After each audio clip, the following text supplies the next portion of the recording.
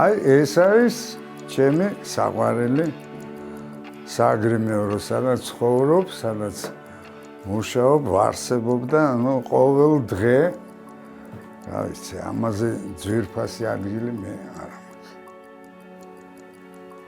თუ არ ჩავთვლით ჩემს ოჯახს.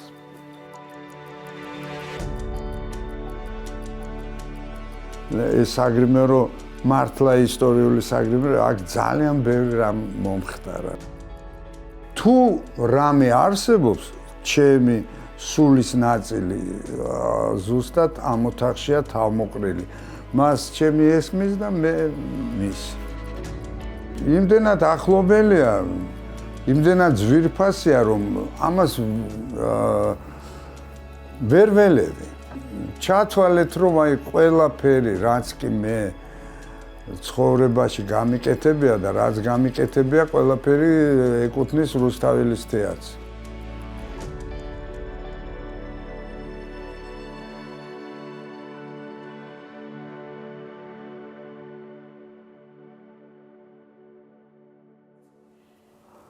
მე ახლა მოგიყვებით ჩემს ამბავს, რატომ გადავწყვიტე გამხდარიყავი არტისტი.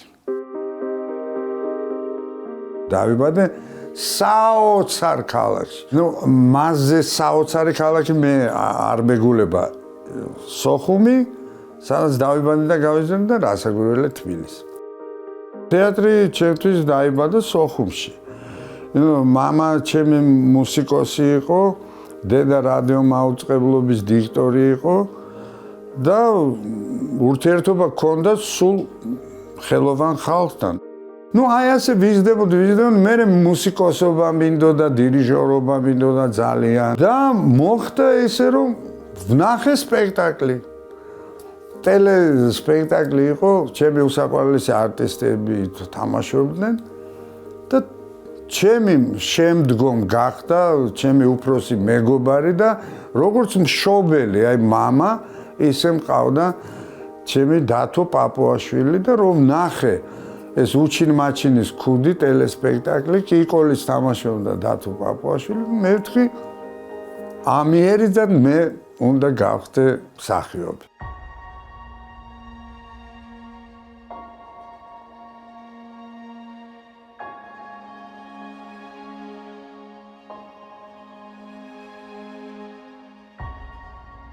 თეატრალური ინსტიტუტი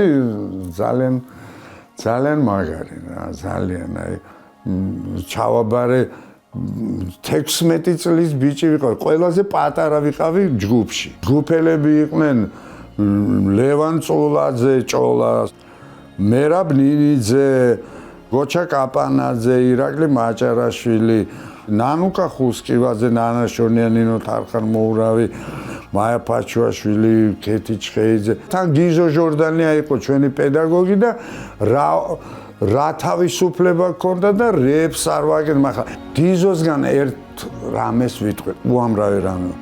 გიზომ გააკეთა ის, რომ ჩვენ საოცრად გვიყვარს ერთმანეთი. წავედი ჯარში, საბჭოთა ჯარში. ჩამოვედი მიხეილ თუმანიშვილის ჯგუფში. პარალელურად თან ვსწავლობდი და თან ჩემი ჯგუფი, გიზო ჟორდანიას ჯგუფი, წამოვიდა მცირე სცენა გაიხსნა აქ რუსთაველის თეატრთან არსებული მცირე სცენა. და პარალელურად აკაცოდი, თან ვსწავლობდი, ამიტომ ის 2 წელი არ გამიჩნდა. დიდ სცენაზე პირველი როლი ვითამაშე ლევან წულაძემ, დადგა მაშინ სისხლიანი ქორწილი და აი დედაჩემს თამაშობდა ზინა კვერენჩხილაძე, ჩემს სიმამს თამაშობდა ედიშერ მაღალაშვილი, მეტოქეს კაკო ხიდაშელი, აკაკი ხიდაშელი და ჩემს შეყვარებულს ლელა ალიბეგაშვილი და ასე რომ ძალიან აი პირველი ჩემი სპექტაკლი დიდ სცენაზე იყო სისხლიანი ქორწილი გარსია ლორკის. გასდორა ხალიშვილს მშობლები.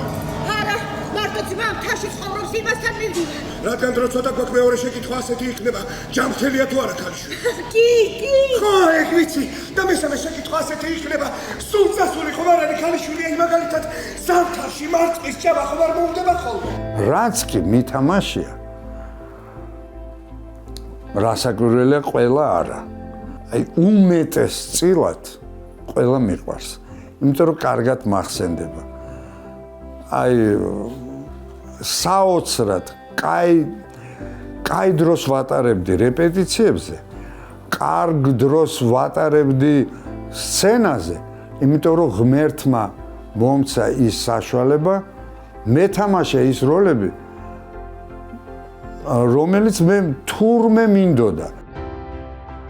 იყო ასეთი სპექტაკლი სეჩვანელი კეთილი ადამიანი და მეორე სპექტაკლიც იყო ქალი გველი. საიდანაც ჩემი პირველი გამოსვლა იყო ჩემი რეპლიკა იყო შუქი უნდა განათებულიყო. და მე ვიწყებდი ამ სეჩვანელ კეთილად. მე ვიჯექი და ვეხვეწებოდი უფალს რომ ღმერთო არაინთოს. იმდენად საპასუხისმგებლოა და იმდენად დიდი შიში გაქვს. მაგრამ მე